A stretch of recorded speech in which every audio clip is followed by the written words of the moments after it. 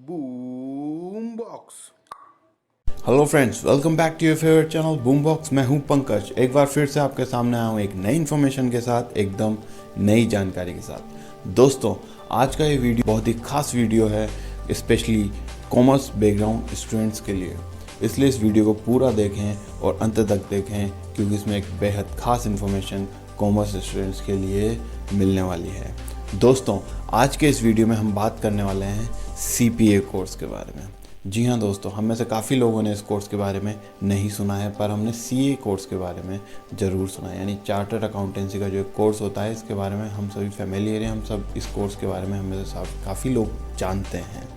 दोस्तों, CA का जो कोर्स है, देश का सबसे प्रतिष्ठित और टॉप मोस्ट अकाउंटेंसी डिग्री है दोस्तों। बावजूद इसको कई देशों में मान्यता नहीं है। सर्टिफाइड पब्लिक अकाउंटेंसी इसका फुल फॉर्म होता है, और ये US का कोर्स है, और इसको 122 देशों में मान्यता मिलती है दोस्तों। जो ये CPA का कोर्स है, इसको AICPA मान्यता देता है, यानी कि American institute of certified public accountant इसको मान्यता देता है दोस्तों। इसलिए ये कोर्स हो जाता है बहुत ही ख़ास। दोस्तों, इस वीडियो में हम आपको बताने वाले हैं कि किस तरीके से इसमें रजिस्ट्रेशन होता है, क्या एलिजिबिलिटी क्राइटेरिया है, और कितने पेपर इसमें होते हैं, कितना टाइमिंग में इसको क्लियर करना होता है।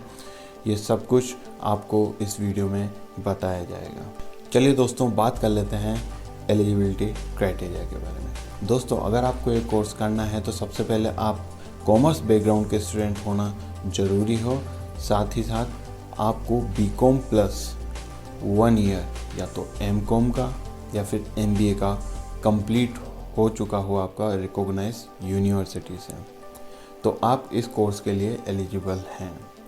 साथ ही साथ अगर आप CA, CS, ICW आपने किया हुआ है तो भी आप इस कोर्स के लिए एलिजिबल हैं। जब आपका रजिस्ट्रेशन हो जाता है तो उसके बाद में आपको टोटल 18 मंथ में 4 पेपर आपको क्लियर करने पड़ेंगे। पहला पेपर है FAR, financial accounting and reporting. दूसरा है ऑडिटिंग एंड अटेस्टेशन। तीसरा है रेगुलेशंस। फोर्थ है बिजनेस एनवायरनमेंट एंड कॉन्सेप्ट्स।